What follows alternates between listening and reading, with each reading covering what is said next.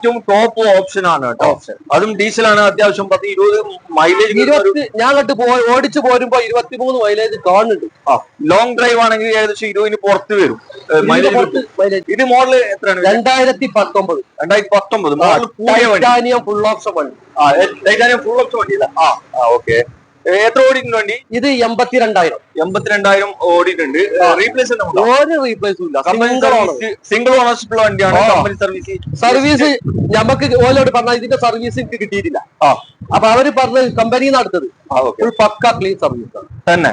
Okay. ഇതിന്റെ roof black വരുന്നതാണ്. Company അതെ, ഒന്നും ചെയ്തില്ല തന്നെ. കമ്പനി വരുന്നതാണ് കേട്ടോ ബ്ലാക്ക് റൂഫ് ഒക്കെ. പിന്നെ വണ്ടി കാണാൻ നല്ല വൃത്തിയുണ്ട്.